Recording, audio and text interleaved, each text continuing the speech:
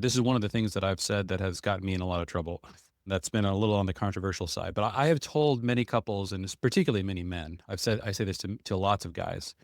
You, as the father, are 100% responsible for providing for your family. Your wife does not bear 1% of the responsibility to provide.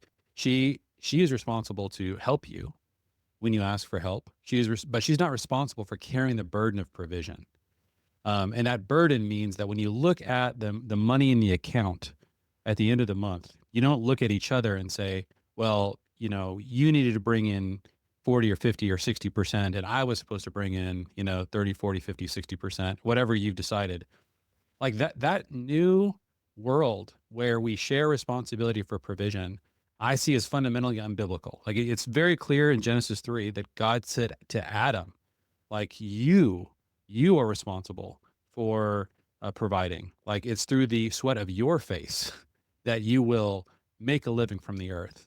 That is not told to the family team. That is not told to the husband and wife team. That is told to the man. And the wife has Mm. other things she has to deal with, right? That is described in Genesis 3. But the reality is, on this side of the Garden of Eden, God pronounced and gave this responsibility specifically to the husband. And that's not believed today. Now, I think the reason why I make that big deal out of that is because part of what Dwayne's describing here is you have to respect that. When your husband says, I'm going to take that responsibility 100% on my shoulders, then a wife's response to that is, oh my gosh, I want to help you. I want to respect you. Like, and there's this amazing give and take that happens in the relationship in a marriage. But when you don't take on that responsibility and your wife takes on that responsibility, I think she loses respect for you. And this is a dynamic that is, Mm. I think, oftentimes undiagnosed as the root problem for the lack of respect. And in historical terms, when a father was out there, and you see this in like old books, like in Dickens books, or and certainly before that, you see this constant um, culture in families where Bob Cratchit's out there like doing whatever in the world he has to do to provide for his family, and when he comes home, the mother's just like, we are here for you because we know that you just took God only knows what kind of hits for this family. And so we want to Mhm. make sure that your Christmas day is amazing or whatever. And it's just a really beautiful exchange Yeah. that happens between a husband and a wife that's been totally decimated by these false beliefs that it's all some kind of equal thing, that we're both equally contributing to the same thing, as opposed to this being 100% on the man's shoulders, and then the wife helps him by creating that place of peace, sometimes helps with the business itself. Like that's okay. It's okay for her to do economically productive things.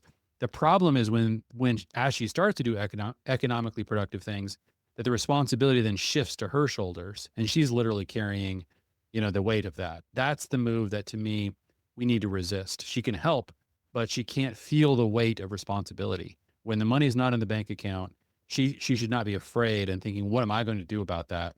I'm going to have to go to work. Like that needs to really fall on the husband. And that's the ground foundation for the respect that the family has for the father of the family. Yes, and I think that we also play a role as the wives and mothers of turning the hearts of the children towards their father.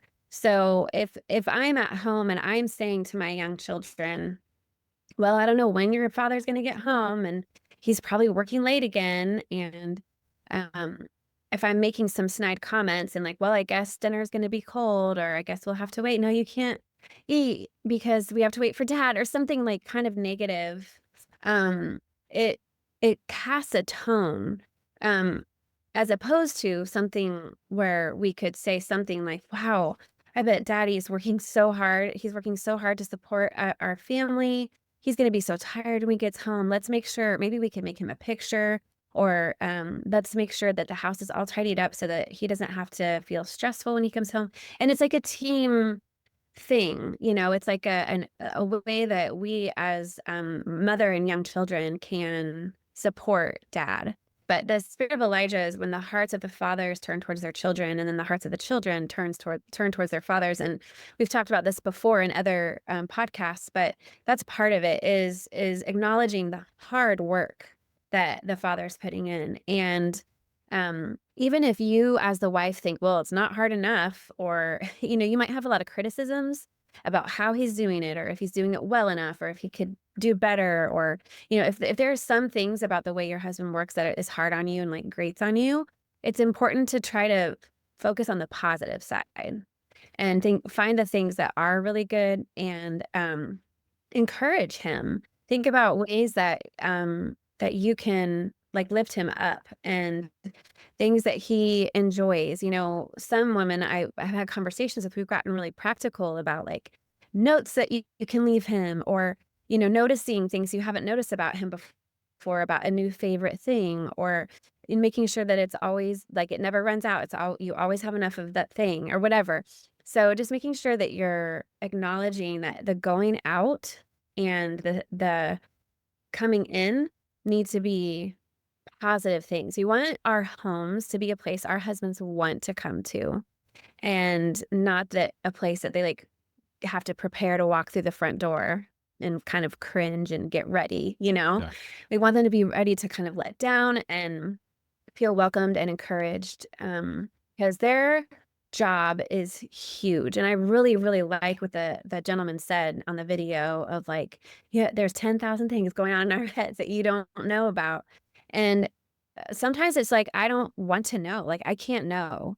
I know there have been seasons in our life where Jeremy's taking on so many different things, or there's like maybe like a tense relational thing happening at work or something like that. And I'll know about it or that it's happening, but I am dealing with so much just like with the kids and schoolwork and all this stuff. I'm like, yeah, I don't want to know that. Don't fill me in that. And so I'll know I can pray for these things, and I'll take it to the ultimate father, but just knowing that I can't take on everything that Jeremy's taking on in the ways that he's taking them on. His shoulders have to broaden, and I have to pray for the Lord to really like, meet you there, and for me to be patient in the Yeah. process.